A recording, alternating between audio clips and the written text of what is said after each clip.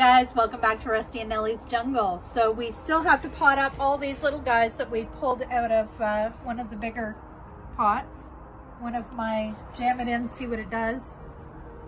I'm gonna start with the Scindapsus. I've decided I want it in a hanging pot. My cameraman and my helper. Jeez. Slash hero. Always the hero. You're my hero. That used to be one of my favorite songs. You gotta larger than life. You're a hero.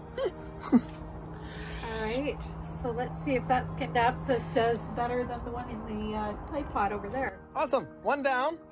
One down, so many to go. Many to go. Let's get the Anthurium Veitchii. Yes. Veitchii? That was just buried. We've forgotten. We even had it. We had it, yeah. I know we did. We bought a lot of awesome, rarer plants. Yes. That you don't find everywhere.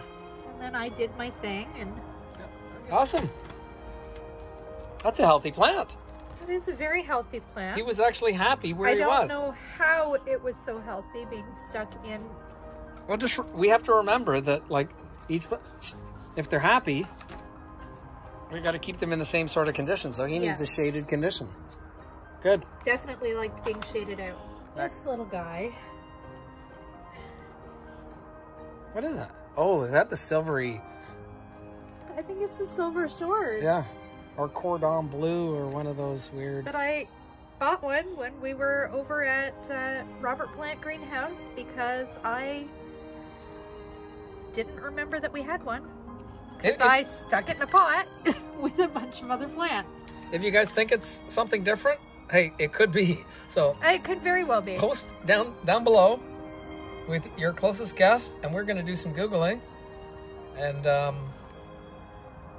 maybe look back at our list of things we've ordered. Yeah, maybe, and maybe do some rewatching of our own Indonesian unboxing videos a year ago. Because I really don't remember what we ordered. Awesome. All right, silvery little guy. Little silvery guy? Possibly silver sword. Not sure. Awesome. All right, let's get this Calathea potted up. Oh, this is weird. Look at this, folks. It's got these little rhizomes. It's got a whole lot of these rhizomes. Oh yeah, they're everywhere. Put some of this damper soil in the bottom here. So that's a prayer plant, right?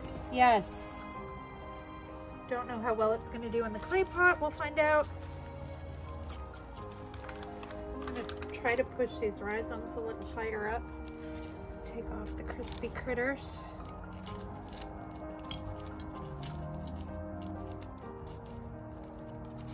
So this would be telling me that this area where this was planted was definitely too sunny. It was too sunny and it probably wasn't staying as humid as it wanted to because it was getting blown on by the furnace, right? Okay. Oh.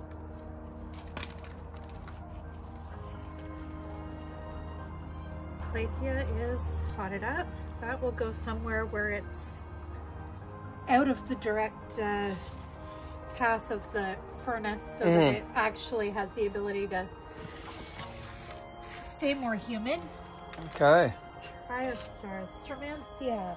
We seem to have tons of these things. They seem to be everywhere. Every pot I look in, at the bottom of the pot, there's one of these. I don't know how that happened. I think it was you. I think I just randomly planted stuff and went, yeah, that looks good there. Yeah, like seriously, when you just go to a pot, you'll actually go to the bottom of the pot and there will be a... There's a couple of canna pots that we have that I have noticed I jammed a bunch of Stromanthia in there too.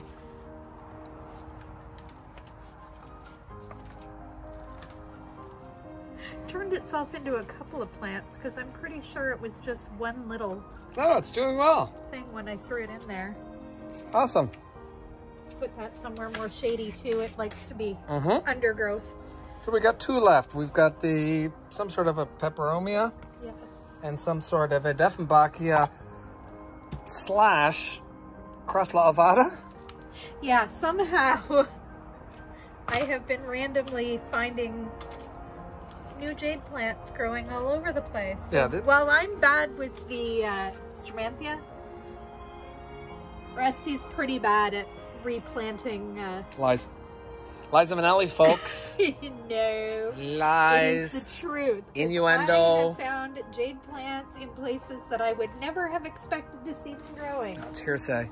And I definitely did not put those there. Pure example of fake news. This disinformation. Peperomia. Excellent. They're nice little plants. These are the bang for the buck. Actually looks a lot. Oh. Yeah. Oh, sticker.